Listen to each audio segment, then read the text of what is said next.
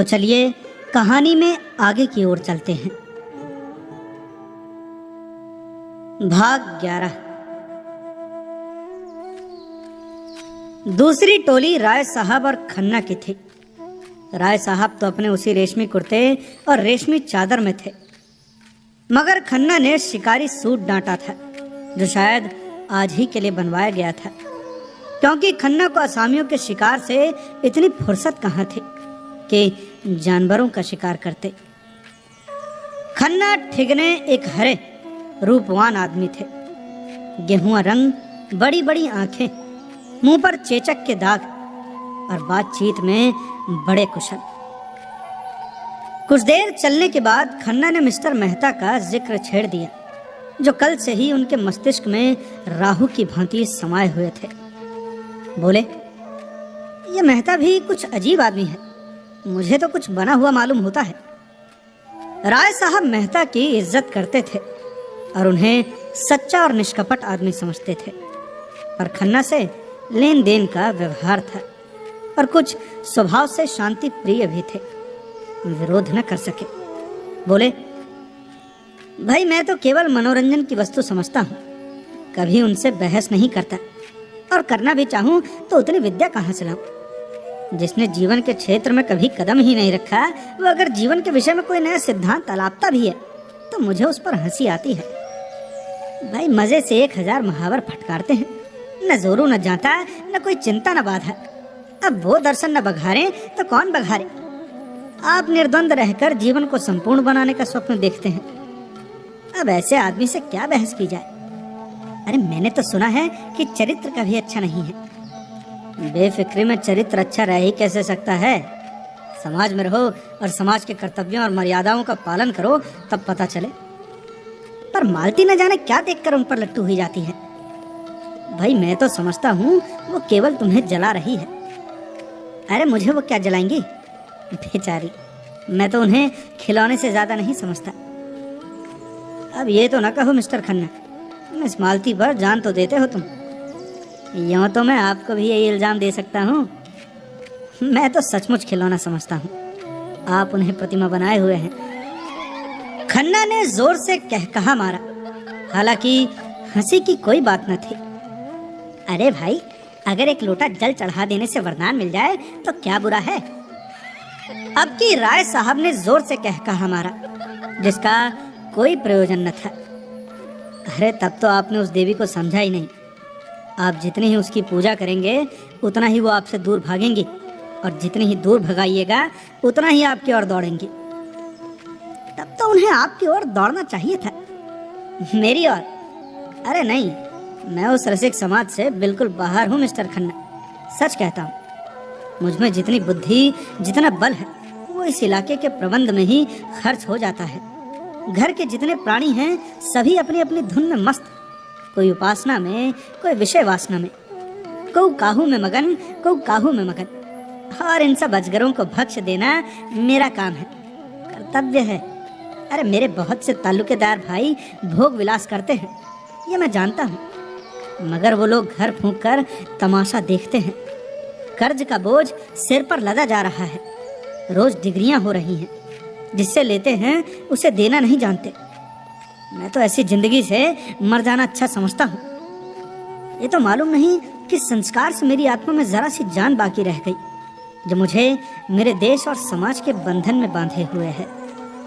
सत्याग्रह आंदोलन छिड़ा, मेरे सारे भाई शराब कबाब में मस्त रहे, लेकिन मैं अपने को रोक न सका। जेल गया और लाखों रुपयों की जेर बारी उठाई, और अभी तक उसका तावान दे रहा हूँ। पर मुझे उसका पछतावा नहीं है, बिल्कुल नहीं, बल्कि मुझे तो उसका गर्व है। मैं उस आदमी को आदमी नहीं समझता जो देश और समाज की भलाई के लिए उद्योग न करे और बलिदान न करे। मुझे क्या ये अच्छा लगता है कि निर्जीव किसानों का रक्त चूसूं और अपने परिवार वालों की वासनाओं की तृप्ति के साधन जुटाऊं? मगर क्या करूं, जिस व्यवस्था में पला और जिया उससे घृणा होने पर भी उसका मोह त्याग नहीं सकता, और उसी चरखे में रात दिन पड़ा हुआ हूँ कि किसी तरह इज्जत आबरू बची रहे और आत्मा की हत्या न होने पाए। ऐसा आदमी मिस मालती क्या किसी भी मिस के पीछे नहीं पड़ सकता, और अगर पड़े तो उसका सर्वनाश ही समझिए। हाँ, थोड़ा सा मनोरंजन कर लेना दूसरी बात है। मिस्टर खन्ना भी साहसी आदमी थे, संग्राम में आगे बढ़ने वाले। 2 बार जेल हो आए थे, किसी से दबना न जानते थे, खद्दर पहनते थे और फ्रांस की शराब पीते थे। अवसर पड़ने पर बड़ी बड़ी तकलीफें झेल सकते थे। जेल में शराब छुई तक नहीं और A क्लास में रहकर भी C क्लास की रोटियां खाते रहे।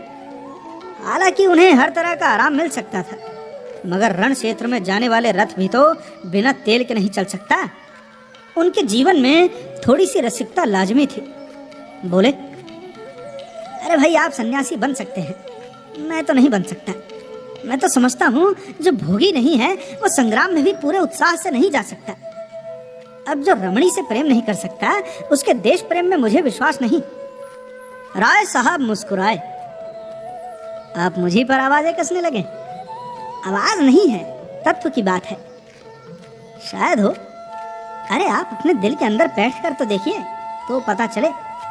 मैंने तो बैठ कर देखा है और मैं आपको विश्वास दिलाता हूँ, वहाँ और चाहे जितनी बुराइयां हों, विषय की लालसा नहीं है। तब तो मुझे आपके ऊपर दया आती है। आप जो इतने दुखी और निराश और चिंतित हैं, इसका एकमात्र कारण आपका निग्रह है। मैं तो यह नाटक खेल कर रहूंगा, चाहे दुखान थी क्यों ना हो। वो मुझसे मजाक करती है, दिखाती है कि मुझे तेरी परवाह नहीं है, लेकिन मैं हिम्मत हारने वाला मनुष्य नहीं हूँ। मैं तो अब तक उसका मिजाज नहीं समझ पाया। कहाँ निशाना ठीक बैठेगा इसका निश्चय न कर सका। जिस दिन ये कुंजी मिल गई, बस फतेह है। लेकिन वो कुंजी आपको शायद ही मिले। मेहता शायद आपसे बाजी मार ले जाए। एक हिरन कई हिरनियों के साथ चल रहा था, बड़ी सींगों वाला, बिल्कुल काला। राय साहब ने निशाना बांधा। खन्ना ने रोका। क्यों हत्या करते हो यार, बेचारा चल रहा है। अच्छा, धूप तेज हो गई है, आइए कहीं बैठ जाए, आपसे कुछ बातें करनी है। राय साहब ने बंदूक चलाई, मगर हिरन भाग गया। बोले, अरे यार, एक शिकार मिला भी तो निशाना खा लिया। छे, अरे कोई नहीं, एक हत्या से तो बचे। अच्छा हाँ, कहिए क्या कहने जा रहे थे। आपके इलाके में ऊख होती है, बड़ी कसरत से होती है, तो फिर क्यों ना हमारे शुगर मिल में शामिल हो जाइए। हिस्से धड़ाधड़ बिक रहे हैं। आप ज्यादा नहीं तो 1000 हिस्से खरीद लें। गजब करते हो खन्ना, मैं इतने रुपए कहाँ से लाऊंगा। इतने नामी इलाकेदार और आपको रुपयों की कमी। कुल 50,000 ही तो हैं, उनमें भी अभी 25% ही देना है। नहीं खन्ना साहब, मेरे पास इस वक्त बिल्कुल रुपए नहीं है। अरे रुपए जितने चाहे मुझसे लीजिए, बैंक आपका है। हाँ, अभी आपने अपनी जिंदगी श्योर न कराई होगी। मेरी कंपनी में एक अच्छी सी पॉलिसी लीजिए। 100-200 रुपए तो आप बड़ी आसानी से हर महीने दे सकते हैं और उसकी इकट्ठी रकम मिल जाएगी 40-50 हजार। लड़कों के लिए इससे अच्छा प्रबंध आप नहीं कर सकते। हमारी नियमावली देखिए, हम पूर्ण सहकारिता के सिद्धांत पर काम करते हैं। दफ्तर और कर्मचारियों के खर्चे के सिवा नफे की एक पाई भी किसी की जेब में नहीं जाती। आपको आश्चर्य होगा कि इस नीति से कंपनी चल कैसे रही है।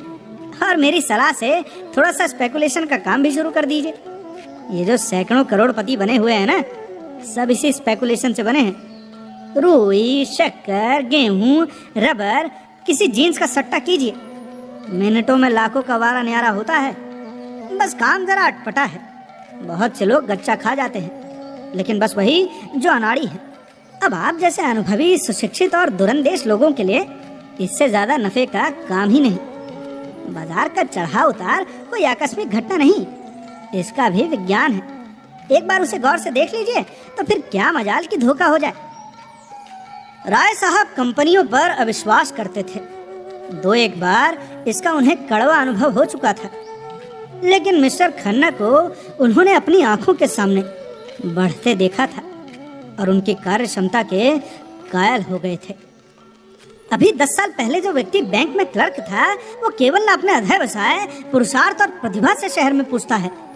उसकी सलाहों की उपेक्षा न की जा सकती थी। इस विषय में अगर खन्ना उनके पथ प्रदर्शक हो जाएं, तो उन्हें बहुत कुछ कामयाबी हो सकती है।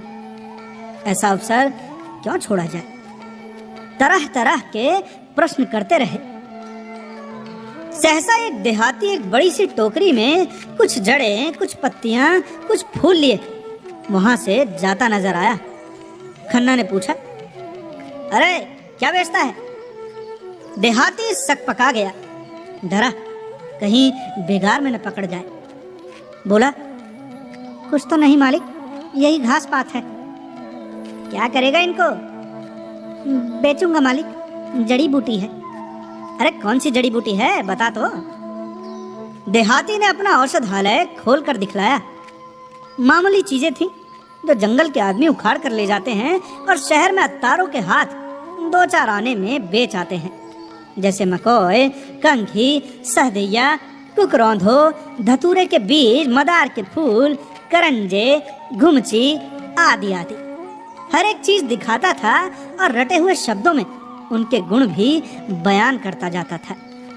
ये मकोय है सरकार, ताप हो, मंदाग्नि हो, तिल्ली हो, धड़कन हो, सूल हो, खांसी हो, एक खुराक में आराम हो जाता है। ये धतूरे का बीज है। मालिक गठिया हो, बाई हो। खन्ना ने दाम पूछा। उसने 8 आने कहे। खन्ना ने 1 रुपया फेंक दिया और उसे पड़ाव तक रख आने का हुक्म दिया। गरीब ने मुंह मांगा दाम ही नहीं पाया, उसका दुगना पाया। आशीर्वाद देता चला गया।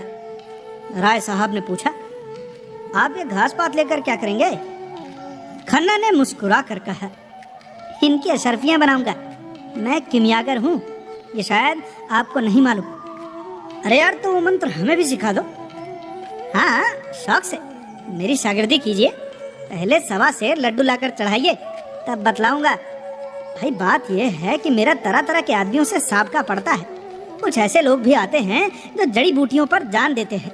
उनको इतना मालूम हो जाए कि ये किसी फकीर की दी हुई बूटी है, फिर तो वह आपकी खुशामद करेंगे, नाक रगड़ेंगे, और आप वो चीज उन्हें दे दें तो हमेशा के लिए आपके ऋणी हो जाएंगे। अब 1 रुपए में अगर 10-20 बुद्धुओं पर एहसान का नंदा कसा जा सके तो क्या बुरा है। भाई जरा से एहसान से बड़े बड़े काम निकल जाते हैं। राय साहब ने कौतूहल से पूछा, मगर इन बूटियों के गुण आपको कैसे याद रहेंगे? खन्ना ने कहकहा मारा, आप भी राय साहब बड़े मजे की बात करते हैं। अरे जिस बूटी में जो भी गुण चाहे वो बता दीजिए, वो आपकी लियाकत पर मुनहसर है। सेहत तो रुपए में 8 आने विश्वास से होती है। आप जो इन बड़े बड़े अफसरों को देखते हो और इन लंबी पूंछ वाले विद्वानों को और इन रईसों को, ये सब अंधविश्वासी होते हैं। मैं तो वनस्पति शास्त्र के प्रोफेसर को जानता हूँ जो कुकरौंधों का नाम भी नहीं जानते। इन विद्वानों को मजाक तो हमारे स्वामी जी खूब उड़ाते हैं। आपको तो कभी उनके दर्शन न हुए होंगे। अब की आप आएंगे ना तो उनसे मिलवाऊंगा। जब से मेरे बगीचे में ठहरे हैं, रात दिन लोगों का तांता लगा रहता है। माया तो उन्हें छू भी नहीं गई, केवल एक बार दूध पीते हैं। ऐसा विद्वान महात्मा मैंने आज तक नहीं देखा। न जाने कितने वर्ष हिमालय पर तप करते रहे। पूरे सिद्ध पुरुष हैं। आप उनसे अवश्य दीक्षा लीजिए। मुझे विश्वास है कि आपकी ये सारी कठिनाइयां छूमंतर हो जाएंगी। आपको देखते ही आपका भूत भविष्य सब कह सुनाएंगे। ऐसे प्रसन्न मुख हैं कि देखते ही मन खिल उठता है। ताज्जुब तो ये है कि खुद इतने बड़े महात्मा हैं, मगर सन्यास और त्याग, मंदिर और मठ, संप्रदाय और पंथी, इन सबको ढोंग कहते हैं, पाखंड कहते हैं। रूढ़ियों के बंधन को तोड़ो और मनुष्य बनो। देवता बनने का ख्याल छोड़ो। देवता बनकर तुम मनुष्य न रहोगे। राय साहब के मन में शंका हुई। महात्माओं में उन्हें भी ये विश्वास था जो कि प्रभुता वालों में आमतौर पर होता है। दुखी प्राणी को आत्मचेतन में जो शांति मिलती है, उसके लिए वो भी लालायित रहते थे। जब आर्थिक कठिनाइयों से निराश हो जाते, मन में आता कि संसार से मुंह मोड़कर एकांत में जा बैठें और मोक्ष की चिंता करें। संसार के बंधनों को वो भी साधारण मनुष्यों की भांति आत्मोन्नति के मार्ग की बाधाएं समझते थे, और इनसे दूर हो जाना ही उनके जीवन का भी आदर्श था। लेकिन सन्यास और त्याग के बिना बंधनों को तोड़ने का और क्या उपाय है? बोले, लेकिन जब वो सन्यास को ढोंग कहते हैं तो खुद क्यों सन्यास लिया है? अरे भाई, उन्होंने सन्यास कब लिया? वो तो कहते हैं आदमी को अंत तक काम करते रहना चाहिए। विचार स्वातंत्र तो उनके उपदेशों का तत्व है। भाई मेरी समझ में कुछ नहीं आ रहा है, विचार स्वातंत्र का आशय क्या है? समझ में तो मेरी भी कुछ नहीं आया। अब की आइएगा तो उनसे बातें होंगी। वो प्रेम को जीवन का सत्य कहते हैं और इसकी ऐसी सुंदर व्याख्या करते हैं कि मन मुग्ध हो जाता है। अरे मिस मालती को उनसे मिलाया या नहीं? आप भी दिल लगी करते हैं। अरे मालती को भला इनसे क्या मिलाता? वाक्य पूरा न हुआ था कि सामने झाड़ी में सरसराहट की आवाज सुनकर चौंक पड़े और प्राण रक्षा की प्रेरणा से राय साहब के पीछे आ गए। झाड़ी में से एक तेंदुआ निकला और मंद गति से सामने की ओर चला। राय साहब ने बंदूक उठाई और निशाना बांधना चाहते थे कि खन्ना ने कहा, ये क्या करते हैं आप? खमखा में उसे छेड़ रहे हैं। अरे अरे कहीं लौट पड़े तो? अरे लौट क्या पड़ेगा, वहीं ढेर हो जाएगा। तो मुझे उस टीले पर चढ़ जाने दीजिए। मैं शिकार का ऐसा शौकीन नहीं हूँ। तब क्या शिकार खेलने चले थे? शामत और क्या। राय साहब ने बंदूक नीचे कर ली। बड़ा अच्छा शिकार निकल गया। ऐसे अफसर कम मिलते हैं। भाई मैं तो अब यहाँ नहीं ठहर सकता, बड़ी खतरनाक जगह है। अरे एक आध शिकार तो मार लेने दीजिए प्रभु, खाली हाथ लौटते शर्म नहीं आती? अरे भाई आप मुझे कृपा करके कार के पास पहुंचा दीजिए, फिर चाहे तेंदुए का शिकार कीजिए या चीते का।